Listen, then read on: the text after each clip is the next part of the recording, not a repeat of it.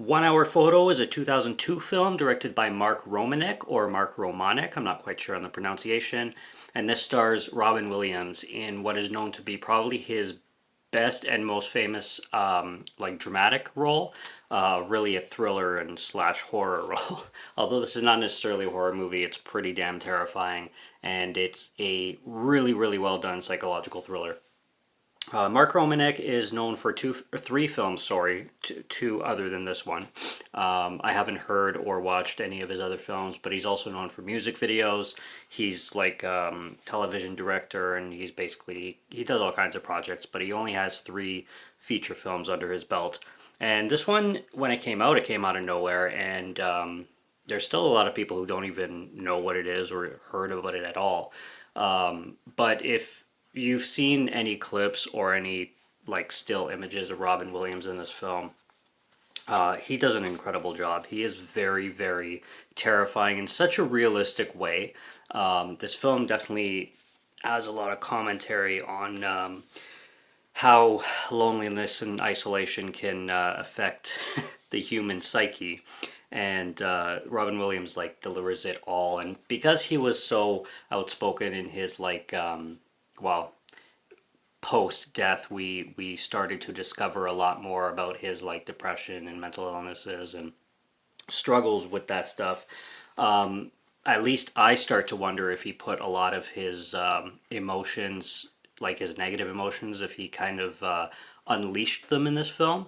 Because I mean, it's a tough watch and it's a hard watch to, it's always given me a load of anxiety, and it's not a pleasant viewing experience by any means.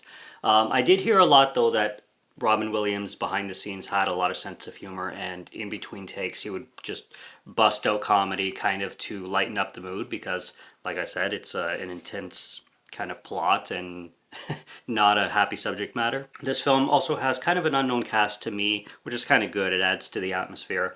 We've got Michael Vartan, Connie Nielsen, Gary Cole, and Eric LaSalle, who plays the police detective pretty much in the film.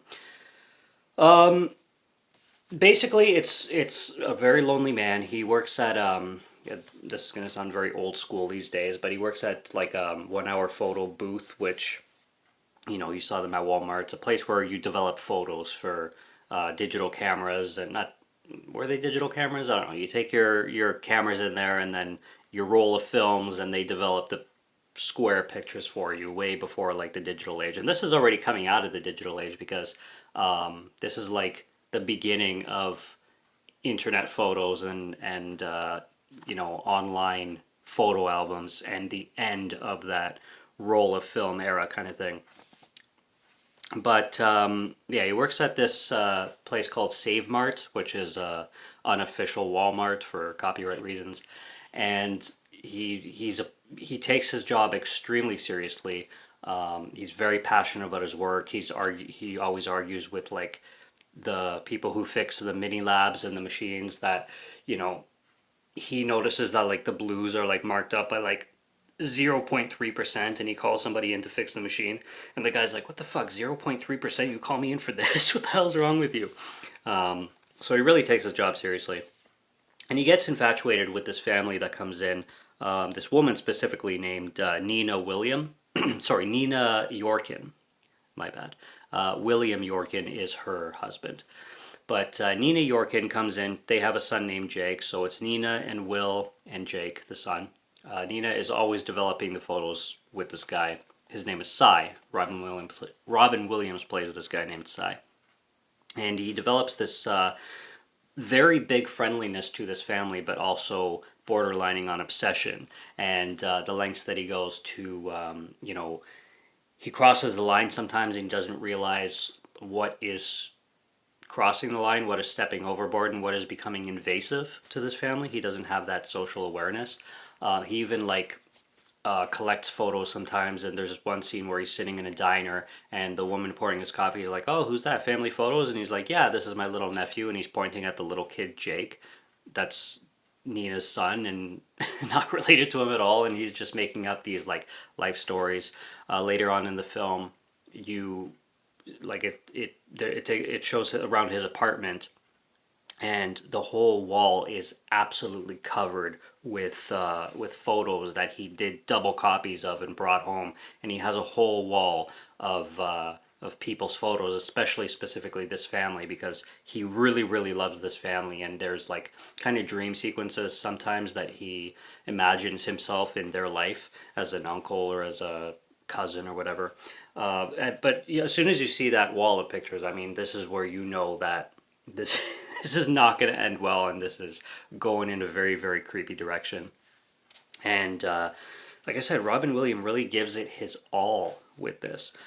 He really takes a liking to Jake too. He gives him a free camera on his birthday, and he gives a lot of freebies to this couple and this family on whatever occasions, and he knows so much about them, which you start to wonder how he knows so much about them, and he, like I said, gets very invasive. There's a scene at home with Nina where Jake, the son, starts to feel bad, and he kind of has an intuition, because kids always have intuitions, and Jake is a really sweet kid, and he starts to, kind of like, not cry, but feel bad for Cy, and he's telling his mom like, "Oh, everybody makes fun of him, and I really feel bad for Cy," and he's really getting emotional. And the mom's like, "Well, we don't really know anything about Cy. I mean, he might have a girlfriend or a wife at home. He might have a family full of people that love him, and he doesn't." But the kid just gets this sense that Cy is a lonely man. At one point in the movie, the husband Will is shopping for like electronics, and Cy runs into him, and Cy starts to have a conversation with him, and then he again starts to get pretty invasive. He's like, "You're a very lucky man, sir. If you don't mind me saying so, you also have a very beautiful home." And he's like, "Thank you, Cy," kind of like smiling, but like, how do you know so much about me? Like, who are you, kind of thing? Because Cy's a complete stranger to Will, and the little kid is there, and he runs into him too. And the little kid has a toy of this like Gundam looking figure. It's called Evangelion toy. And Sai is like, "You really like this, don't you?" And then later on in the movie, Sai just randomly shows up at the kid's soccer game, like soccer practice, which is extremely invasive, especially for the circumstance. You have this grown man seeing this like 11 or 12-year-old kid's soccer game. It's really weird. And he brings him, like, he starts talking to him. He's a friendly guy. He doesn't mean harm, but he's very socially awkward and not stable in the head, like, at all. And it just starts to escalate so slowly and so creepily. Like, what a well directed film this is. Like, such attention to detail and an amazing performance that you wouldn't really expect, in a sense, from Robin Williams, because he's the comedy guy. But man, he fucking knows how to deliver, and he really knows how to give those little subtle hints about his, like, where his psyche is at. It's really creepy. But anyways, back to the toy thing. He offers Jake the toy, and Jake's like, "I'm sorry, Cy, like, I can't take this. My parents won't let me," kind of thing. So he's a smart kid.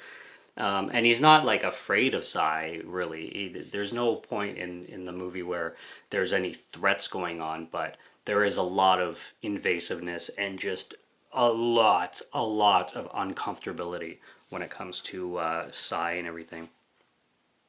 There's this one scene involving the food court where Nina is having her lunch, and then Cy comes in, and Cy sits down to eat, and he starts to chat with Nina, and again he starts with like, "You're so lucky" and everything. I almost feel like Uncle Cy, which he drops as like a really random line. And then he's reading a book that he noticed that Nina was reading, because Nina had this book in her purse, and he has the same book because he wants to kind of like socially connect himself to Nina and like get closer to, like, not closer to, but he wants to like feel noticed, kind of thing.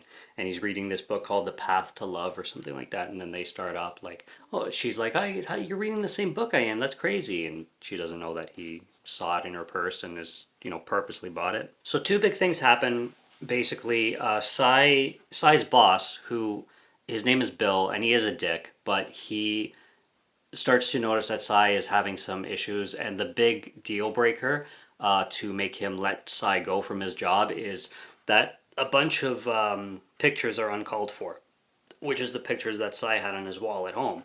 And on the records, it's showing that like hundreds of photos have been missing in prints and stuff like that, and not accounted for, kind of thing. So The boss calls him in, and Sai's also been kind of like giving the free cameras away and giving too much free shit and staying too much, like taking longer lunch breaks, staying too much away from station kind of thing. So he's let go of his position, and obviously this like kind of leads him a big direction into snapping. And then Nina and Will are having marital problems, and Will is basically cheating behind Nina's back with this woman named Maya. And Maya so happens to be in one of the photos that Sai has on his wall, and Sai so happens to notice that Maya is in this photo where they're at the Jake's soccer practice, and there's Maya in the background. He's kind of getting weary about that. And then Maya so happens to take her roll of photos to get developed at the Save Mart that Robin Williams' Sai character works at, and he develops the pictures, and he notices that Maya, it's pictures of Maya and Will, and then he notices that Will's cheating behind Nina's back, and then this just makes Robin Williams snap because his whole perfect family idea came crumbling down, and then like Sai just loses it, and Sai comes up with this like scheme to go to the motel that Will is cheating with Maya at, and he goes to that hotel, and then it leads up to like the climatic scene where he holds Will and Maya basically hostage with a knife. But I'll get to there eventually. There's a few things to talk about before that. One is a dream sequence as well. I was talking about not dream sequences, but imaginary daydream sequences, imaginary scenarios. One where they fake out. I love this. Spoiler review, obviously. He's imagining himself, and it tricks you because you think he's actually doing it. He's in front of Nina and Will's house, and then he goes in the back door, which happens to be unlocked, and then he's just completely making himself at home. He's talking to the dog. He goes into the refrigerator. He goes into Jake's room, and he's like, "Oh, I bet your mother's told you 1,000 times to clean your room." And he's like giving himself a tour of the house. Eventually, he goes to the washroom, and he's sitting on the toilet, and it's just a stationary shot of him on a toilet. You're like, "What the fuck is happening?" And then he's on the couch having a beer, watching the game, and he's chilling with the dog. And then the door opens, and the family comes home. And this is where you realize it's a dream sequence because they look at him, but then they're like, "Oh, hey, Sai, how's it going? How was your day?" And you know that it's not real and he was daydreaming that. So that took me aback. Secondly, he's really good at his job. I really felt bad when he was let go because I really get behind the struggle and the mental illness that this guy has, and what led to him snapping, because he's just a lonely older guy with no social capabilities. I mean, he has no outlets to socialize. He only lives for his job, which he's amazing at. If it wasn't for the unaccounted for photos that he cost the store a shit ton of money for, and if he had like less of a dick of a boss, he probably wouldn't have been let go. I didn't like his boss at all, even though he had technically the right to fire him because he did cost the company money. The boss is always going on in like polite terms and polite words that like basically Sai's the bitch, and because Sai is always saying like, "Oh, my customers love me," and it's like, Save Mart's customers love you. Like Bill is saying, my customers like you because Bill owns the whole Save Mart, and Sai is just a little photo guy kind of thing. So Bill's an asshole, but he had the right to fire Sai for the lost money, but then again, Sai is so dedicated to his job and such a passionate person. In the end, we see for the wrong reasons. But it's just, you can't help but feel bad for him because these people exist. These people that are so lonely, so socially awkward, and they're just not given a chance. And, I was like that, for fuck's sakes. When I was younger, I was the most socially awkward high school kid in the world. Like, I didn't know how to socialize. I was weird. I was the weird kid. I didn't know how to not be weird. It's kind of something I'd like forced to teach myself, essentially. If I didn't force myself out of it, I'd still be pretty weird today, but I'd still be as socially awkward and probably lose my mind in similar ways that Sai does, because that's the thing that happens with age too, is if you get stuck in ruts and you don't get out of them, you're doomed. And I know a lot of people like that of all different kinds of ages.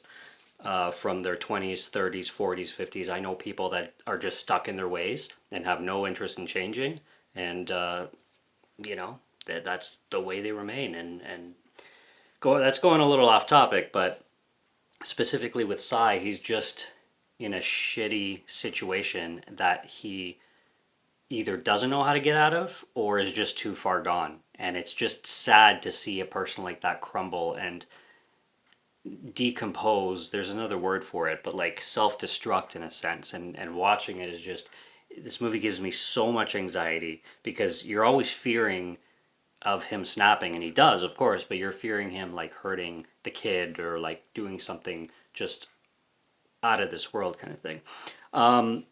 Also, when he's fired, this is kind of a plot hole. I was talking about like conveniences, and there are things that happen conveniently, but he's about to leave the store, but then he turns around and he goes to steal a knife. And here's the thing: he pulls out a keychain and he opens the lock that has the glass over the knives, and he takes a hunter's knife and he just walks out of the store. I don't understand how he would have the key to that thing because it's totally not his department.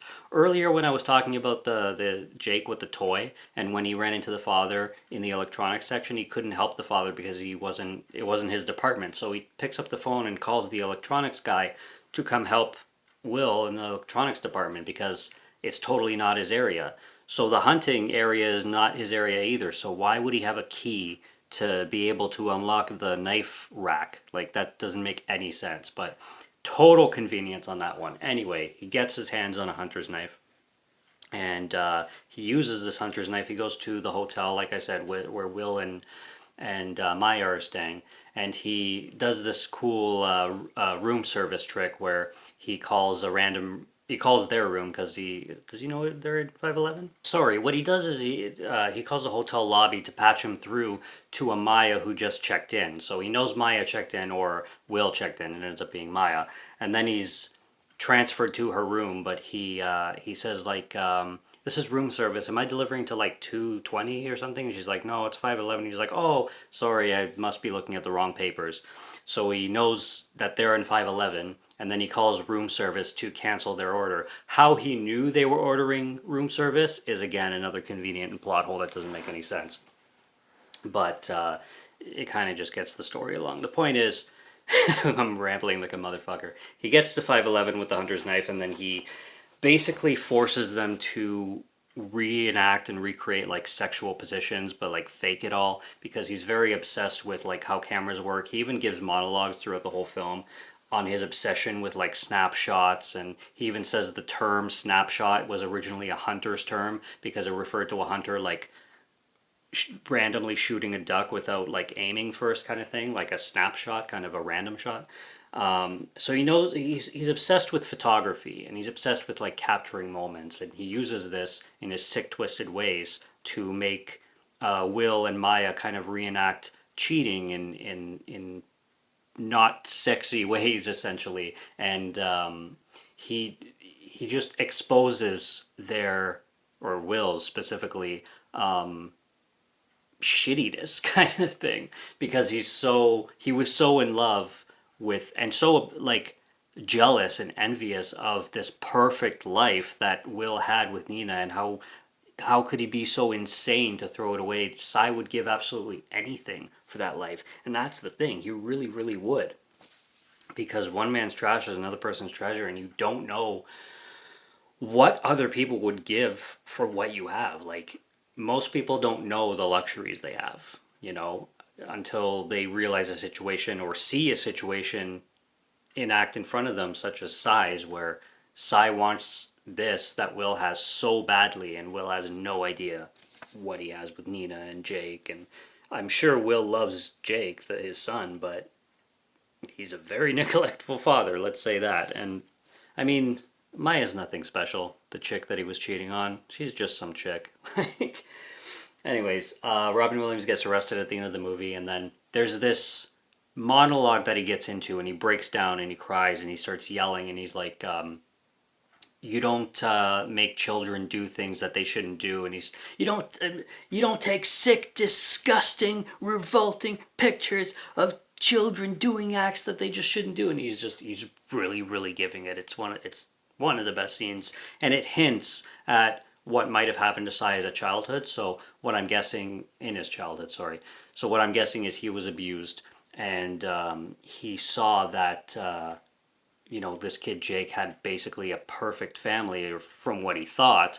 And although William wasn't an abuser, a child abuser, he was a child neglector. And even like earlier in the film, with the free camera that Sai gave Jake, Jake takes a bunch of like random photos like a kid would, like he's just using his camera as a toy kind of thing, and Sai's looking through them and he started crying at that point too.